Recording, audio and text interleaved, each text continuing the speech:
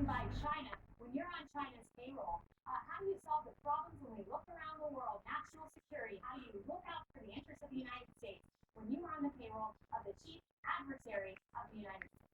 Okay, and then he turns that around and counterattacks the president over his bank accounts and taxes paid in China. I want to ask you about this exchange. Immigration obviously came up, and here was the exchange with Biden and Trump. Why? Do you have a plan to reunite the kids? Yes, we're working on it we're trying very hard. But a lot of these kids come out without the parents. These 500 plus kids came with parents. They separated them at the border. Who built the cages, Jim? Let's talk about who built the cages, Jim. Let's talk about what we're talking about. What happened? With one of the more heated exchanges last night, some reviewing the debate and that moment this morning, saying there's still some unanswered questions there. Did the president go far enough in responding to Joe Biden's attacks there? Yes, he did, by pointing out the fact that this all started on Joe Biden and Barack Obama's watch. I mean, there was no greater enabler of the cartels, of the coyotes, than the Obama-Biden administration, which incentivized immigration, mainly of children coming alone across the border, who we know 3 in 10 are subject to sexual abuse, 7 in 10 physical abuse. It is a brutal global cartel business that goes on that this president has whittled down into the humanitarian crisis that Joe Biden and Barack Obama created. There seemed to be a moment where the president felt like he had a very strong stance when it came to the economy and when it came to the oil industry in this country. Watch this exchange. Would you close down the oil industry? Would you close down the oil industry? I would transition from the oil industry, yes. Oh, the transition. That is a big statement. Because I would stop. Why would you do that? Because Sam was really upset yesterday when he saw Donald Trump. He really doesn't like him. No, I don't. He was really trying to knock down the TV. So let me say, I read a lot of. I Googled all kinds of reactions, and what I think is Trump is a genius. I mean, he's really entertaining. He calls Joe Biden Sleepy Joe. He even, as one comedian said, he even doubts Obama. He doubted his being born in America. Now he says, "No, you're not really from Pennsylvania. You always say you're from Pennsylvania." He is very aggressive, um, and I'm really sad that these are the two choices America has. First of all, I want to say something interesting that came up for me when I used to do my blog on.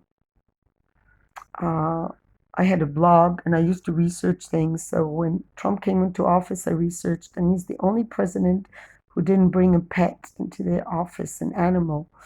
All American presidents brought in a pet, and that says something about his personality, because Donald Trump is a predator himself. He's like an animal himself. He didn't bring a dog or a cat. His vice president, Mike Pence, has a rabbit, had a rabbit.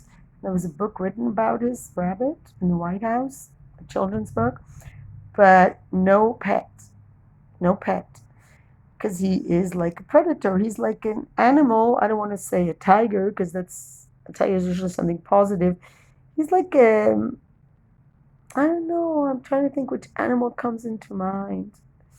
An old lion, but lions usually are nice, like they have a good association.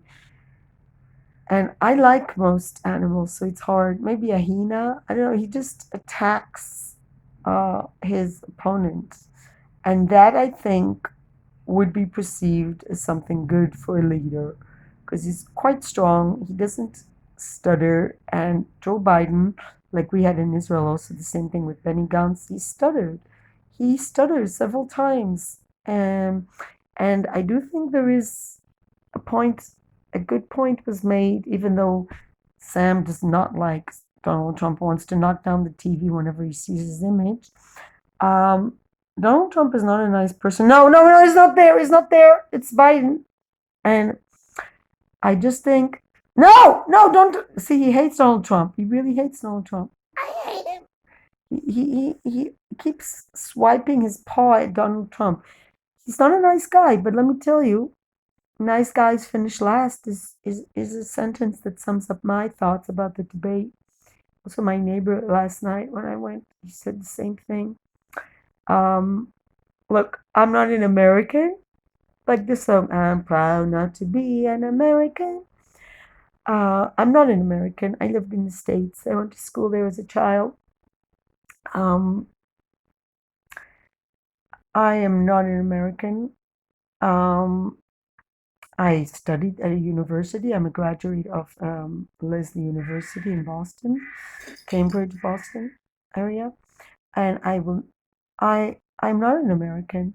I was never too involved in politics. I'm always watching, always following. It also affects Israel, so I definitely am interested. Now we've been having agreements with like United Emirates and Sudan.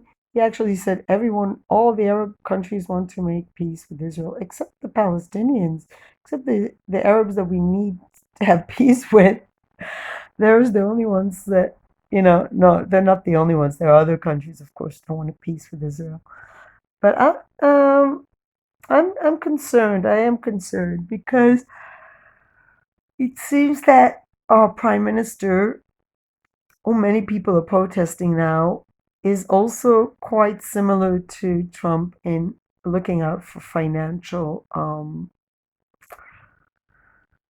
reasons to make deals. I don't know.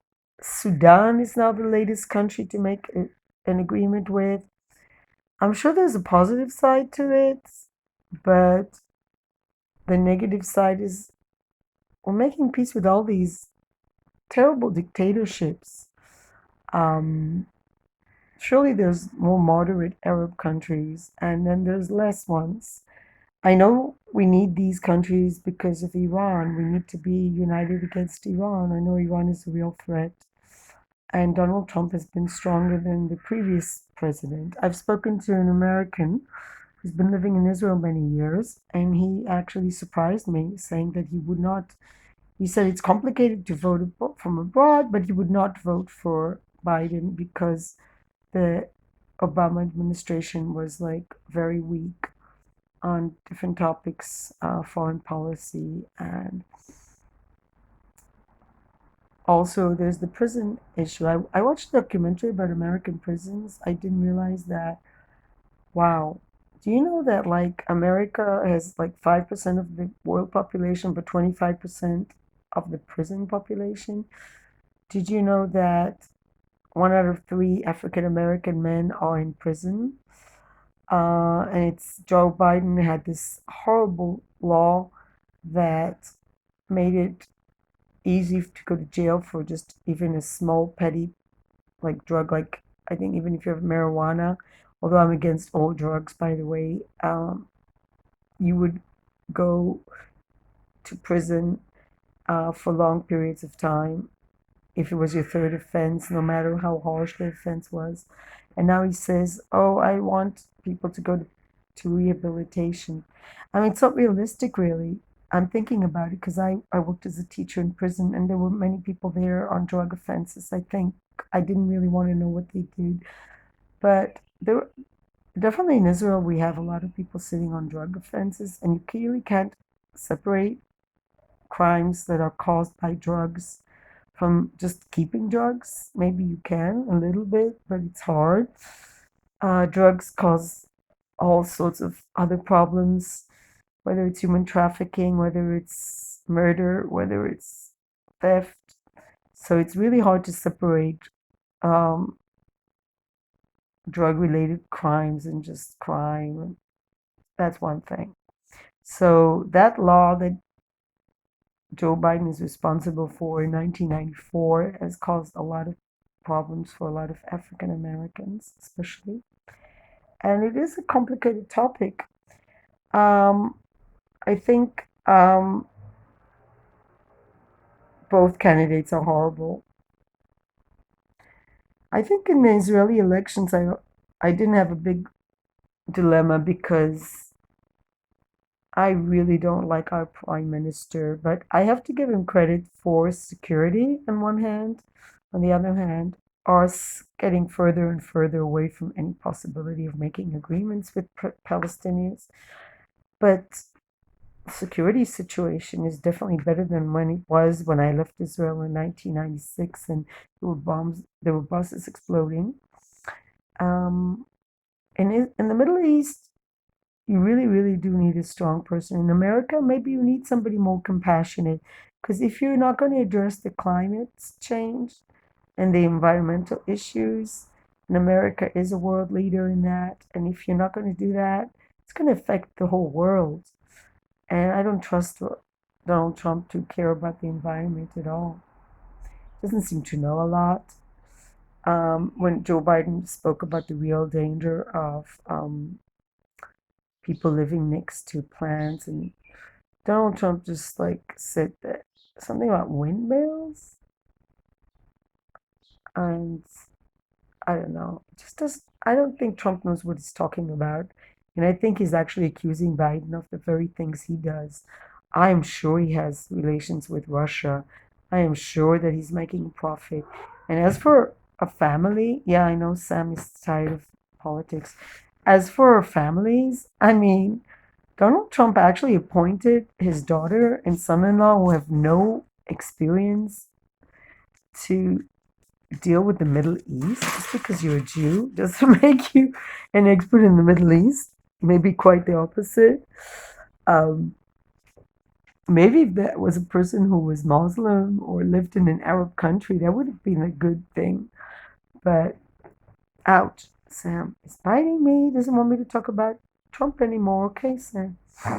But what I want to say is that Trump appointed his family for jobs that should have gone to people that were experts in the field. So I think both leaders are pretty bad. But the fact that Donald Trump didn't even bring a little cat or a dog into the White House, the fact that he really attacks his opponents on a personal level, calls them names like Corrupt Hillary and Sleepy Joe, the fact that he's so full of hate is just bad. It's just bad to be so full of hate. And although Biden seems to stutter a lot, he seems to really give a feeling that he's confused. And I wonder, how can a person speak? I made a speech last week on animal rights and I listened to it, and maybe I hesitated one time and I didn't even have a written speech. I was just speaking from my heart. And Joe Biden must have had some sort of preparation for this. And yet he stutters time after time. He's confusing words, and people have been worried about that. Donald Trump, I think, and this is a crazy theory, but looking at Donald Trump, he looks so much better than before he went into the hospital with corona. My theory is he went into the hospital to get Botox injections. I wouldn't, I mean, it looks like it, or maybe at the same time, or maybe the treatment he got has really made him look better. He looks so much better than before. The tanning, of course, helps because he looks just so much better. He's definitely had plastic surgery. Biden looks real. This is what a man looks like in his 70s.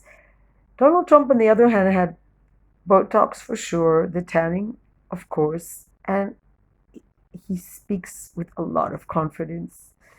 He talks so much nonsense. It's unbelievable. The way he talks about, oh, people really are lining up for me. A woman told me I'm handsome. I mean, the comedians don't even have to work. They just have to repeat what he says. So do you want 4 more years of this guy? And with the corona lies, I don't know. I'm not American, but as a person who's affected by America, I don't like him. But I don't like Joe Biden either. And I have to say that Donald Trump did come out looking more confident. And if he's going to keep the Middle East free of war, I'm all for it. I'm a little bit concerned about somebody going into negotiations seeming weak because you really have to appear strong, especially in the Middle East. So I am very not sure about what to say in this analysis. I will never like Donald Trump. I will never like our current Israeli prime minister either. But sometimes you need to appear like, sometimes the psychopaths are better at handling other psychopaths. So my conclusion is, America, you're in trouble. You need a third candidate. You need to change your voting system, as Israel has to as well. We have a system where we really have small parties that can just hold the leaders hostage and demand their extremist demands. So both Israel and US have to reform their voting systems for sure. They have to look at the European systems, and there must be better candidates than these two old men. Sorry, I'm not young, but they're really old, which is not an advantage when you're past 70. I mean, granted, they have advisors dictating to them their, no, not dictating, that's assuming they dictate in Donald Trump's case, but they have advisors, so it's not like they're doing it on their own, it's group work. But sadly, I think that Trump presents a better case. He's very confident, very sure of himself, and despite not having kept a pet, despite his choices of wife being, oh my God, cardboard women, and definitely Joe Biden has the better wife. Yeah, I think Trump is going to win. That's my prediction. And Sam is going to knock down the TV if he sees Trump again. Peace, light, and love.